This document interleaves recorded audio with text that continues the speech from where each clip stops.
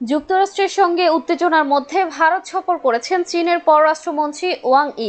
তার এই সফরের পরপরই দুই দেশের মধ্যে সম্পর্ক উন্নয়নের লক্ষণ দেখা গেছে। ভারতের সঙ্গে চীনের মজবুত সম্বন্ধ গ্লোবাল সাউথের জন্য লাভজনক হবে বলেও ফলাও করে খবর প্রচার করেছে চীনা সংবাদ মাধ্যম।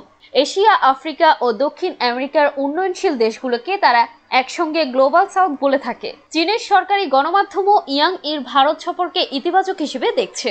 দেশটির ইংরেজি দৈনিক চায়না ডেইলিতে প্রকাশিত সম্পাদকীতে লেখা হয়েছে, ভারতের প্রধানমন্ত্রী নরেন্দ্র মোদী তিয়ানজিনে এসসিও শীর্ষ সম্মেলনে যোগ দেওয়ার প্রস্তুতি হিসেবেই ওয়াং ই ভারত সফর করেছেন। ওই সম্পাদকীতে লেখা হয়েছে, মার্কিন প্রশাসন যখন বিশ্বের অন্যান্য দেশের বিরুদ্ধে ভয়ঙ্কর এক শুল্ক যুদ্ধ শুরু করেছে, তখন ভারত এই কঠিন বাস্তবতা মেনে নিতে বাধ্য হয়েছে যে আমেরিকার সঙ্গে ঘনিষ্ঠতা থাকা সত্ত্বেও মার্কিন শুল্ক থেকে রক্ষা পায়নি তারা। এতে আরো লেখা হয়েছে, মার্কিন প্রশাসনের সঙ্গে টক্কর দেওয়ার অবস্থায় আছে ভারত, কারণ তারা রাশিয়া থেকে তেল কেনা বন্ধ করতে অস্বীকার করেছে। এই পরিস্থিতিতে ভারত কৌশলগত স্বাধীনতার গুরুত্ব বুঝতে পারছে এবং চীনের সঙ্গে সম্পর্ক উন্নত করার চেষ্টা করছে, যাতে তারা কৌশলগত সুবিধা পেতে পারে, আবার নীতিগত নমনীয়তাও বজায় রাখতে পারে। এই বিষয়ে ফুদান বিশ্ববিদ্যালয়ের লিন মিন ওয়াং বলেছেন, যুক্তরাষ্ট্রের সঙ্গে দর কষাকষির ক্ষমতা বাড়ানোর জন্য ভারত চীনের সঙ্গে সম্পর্কে পরিবর্তন আনতে পারে।